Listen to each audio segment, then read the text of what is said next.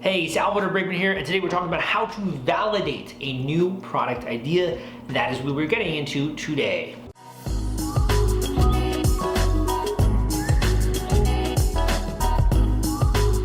Okay, so a new product idea, right? You're thinking about launching a new product and you're like, I want to validate this before I really get too far with the idea. So on this channel, I talk a lot about Kickstarter, Indiegogo, crowdfunding, coming up with new products, selling them, etc.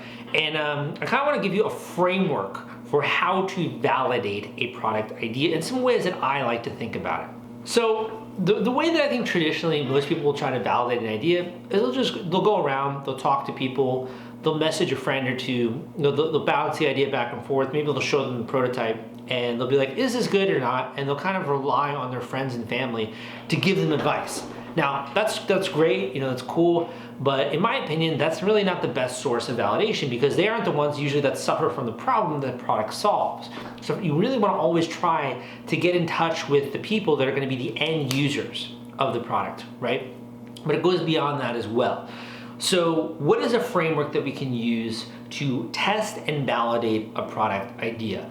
I'm going to first go through what is kind of the way that a lot of people do it now and then kind of provide some of my thoughts. So first of all, the main way that it's done now is either by launching a Kickstarter campaign, launching an Indiegogo campaign, or asking around with friends and family, right? So you could technically launch a Kickstarter campaign for pre-market validation. I think this is probably one of the best ways in which you can build up a crowd, you can get a bunch of funding. It's the reason why this is my passion, my life's work. It is so cool, right? It's really cool.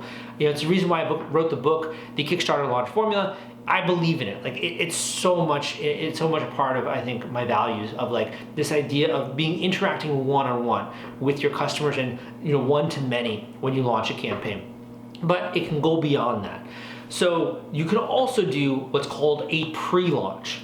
So a pre-launch you have to do regardless of whether or not you're going and doing a Kickstarter campaign, right? Pre-launch is so important because you build a tribe around you before you go live. So that way you come to the platform with the tribe already, you get a bunch of funding, you get a bunch of people posting on social media. It's hella exciting, right? It's really cool. And it's also just nice to see other people out there liking it and liking the product. So the pre-launch is a great thing, and I've done a lot of successful ones and it's really exciting. And I love coaching people as well through the pre-launch phase because there's always this like moment of like, wow, like other real people like this, right? So pre-launch is another way to get some pre-market validation. So the pre-launch, I would say, is definitely another big one.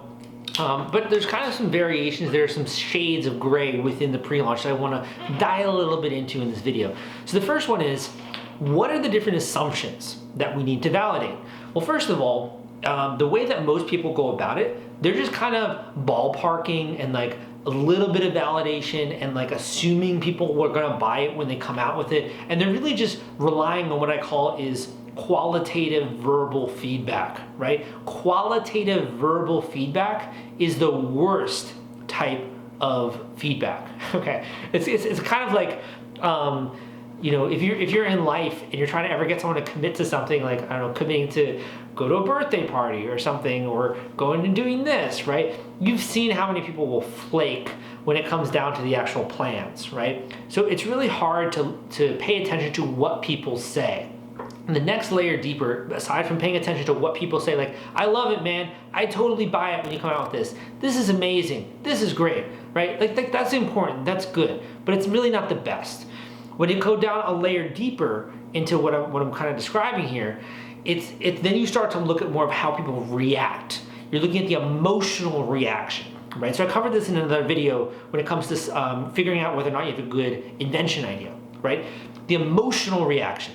Do their eyes light up? How does their body language change? How does their tone of voice change, right? These kinds of things you can pay attention to as well in person, or if you're showing it to someone else and you're getting their feedback, right? But then there's another layer deeper, and that's just because someone says they're gonna buy it, just because they sound excited, doesn't mean that they're actually going to buy it, right? I can't tell you the number of coaching students I've had who will say like, Sal, all of my friends said that they would support it and they haven't done it yet. Like, what do I do, right? And it's so disheartening. I'm sure that there might be experiences in your life where you relate with that, where you're like, no one came through for me, right? And that's because just because people are saying it's great or they're hyping you up doesn't mean they actually think that. It's really more about the relationship they're having with you, and they're trying to preserve the good friendship that they have with you. They're not actually helping you as a business owner. And there's nothing wrong with that. That's just how it is, right? We kind of have a different subset of the population, being business owners. So the way that you want to think of this is, what are the variables that I'm going to address when I'm doing a market test? First variable, pricing. Second variable, will people actually buy? Third variable, are they going to express interest, right? What gets them interested? Why are they expressing that interest? And what portion of the demographic are they, right? So those are some of the variables that I consider when we're doing what's called a pre-market validation test, okay? Now, there's a couple ways to go about this. First one with the pre-launch, right? So with the pre-launch, you're already getting a bit of validation there because people are signing up to figure out when you're going to go live. So they're expressing interest. Even if you're just using, let's just say, the Kickstarter notify me pre-launch page, or you're using the one with Indiegogo, which I don't really like, you're getting a bit of interest. So you're evoking interest in a tangible, behavior-driven way. The difference between what I'm talking about right now and what I was talking about previously is, initially, you're talking verbal, right? Verbal expression. And then behavioral, a little bit in terms of like emotions, reaction, tone of voice. What you really want to be looking for is the behavioral analytics and measuring that, because we don't look at what people say. We don't pay attention to what people say. We pay attention to what people do, right? We pay attention to what they do, because that's actually in line with how they're feeling and what they're really thinking when you dial into it. So stay with me. When it comes to the behavioral analytics, right? With the pre-launch, we are gathering a tribe. We're getting people to express interest, right? We're seeing that visibly, that this number of people are now joining the tribe. They're doing it at these rates. This is the conversion rate on the landing page. These are the open rates for the emails I'm sending, right? This is the click-through rates. We get a ton of data there with that. So that's probably the first thing that you can do when it comes to pre-market validation, is doing a pre-launch. And either way, if you're going e-commerce, Kickstarter, Indiegogo, you got to go through that phase, right? The second one is getting a sense of pricing, right? So just because someone has expressed interest, if I came out with a new microphone, let's just say, right? Came out with a new microphone and people are like, this looks cool, this sounds great, I wanna own this, and they express interest, that person has a sense of what the product is, what the problem is, what it does, but they don't know how much it costs.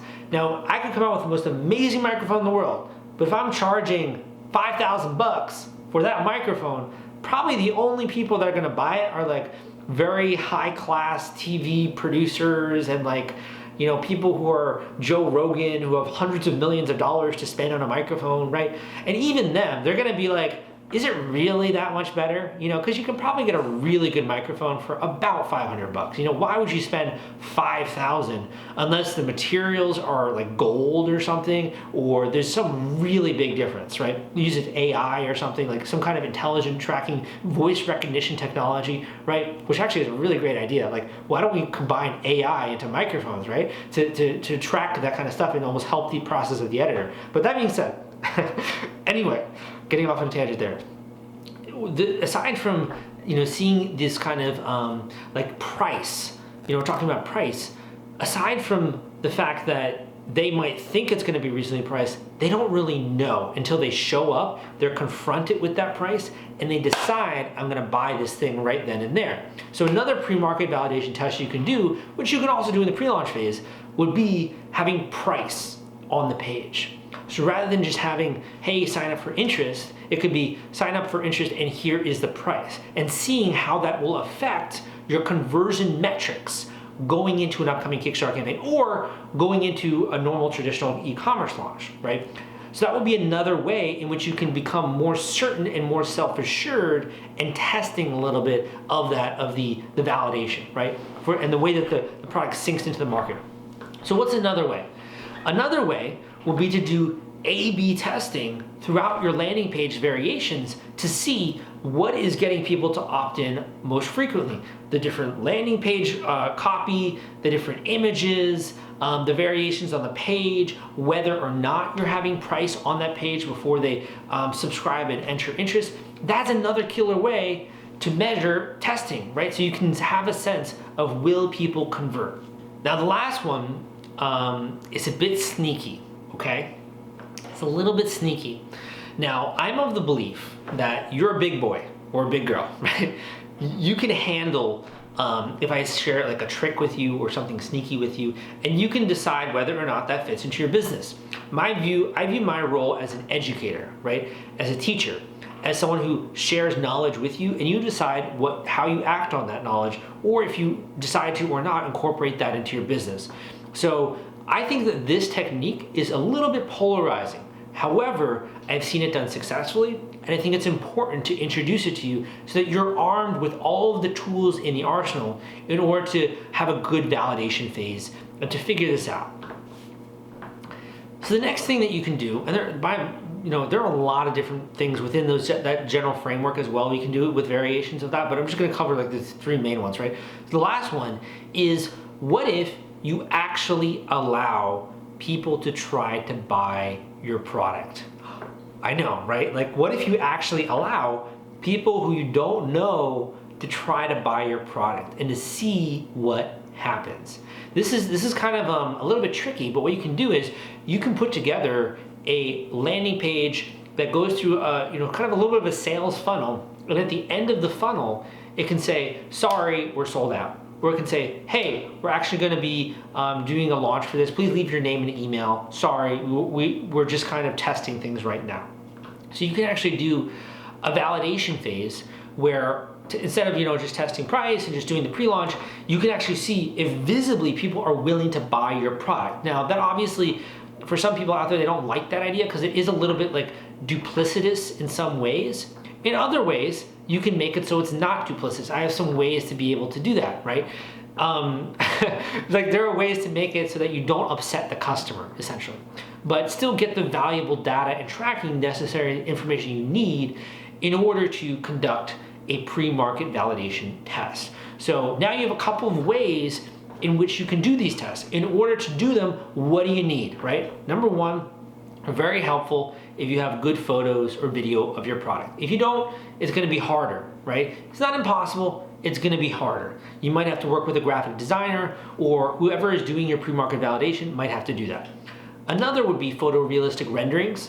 Photorealistic renderings can get really good nowadays, so you could technically do a pre-market validation using something like that. However, they gotta be believable, they gotta be nice. It can't look like something that's just kind of hokey, right? So that would be another example. But in terms of other things that you need your copy well, you gotta make sure you have a good landing page design, you gotta make sure you have a great Facebook ad or Google ad strategy where you're driving this traffic. You have to go through a testing phase so you make sure you don't overspend your budget. You need to know your KPIs really well, because if you don't know your KPIs, someone might come to you and be like, you got to spend $5,000, right, for a marketing test. And like, that's not true, you can spend much, I think, less in order to do a good marketing test. So you got to know your KPIs, you got to know all that kind of stuff. But if you are well versed in that, there's no reason you can't run a very successful pre-market validation test, in my opinion. If you would like a little bit of help figuring this out, you can always book a one-on-one coaching call with me, and we can talk about your specific product. Is this going to be a fit for a pre-market validation test? Is this something I would recommend going forward? But there's so many different product categories out there, it's hard for me to give blanket advice, right? So some categories I would not recommend this, other ones I would. It really depends. So I hope you found this video to be helpful. Leave a comment down below. If you got a question, give me a thumbs up. Hope you come subscribe to this channel. My name is Sal. And also I got a great Instagram channel that you can check out at Salvador Briggman. Just type that into Instagram and it will come across that. But I hope you enjoyed this video, and I will see you next time.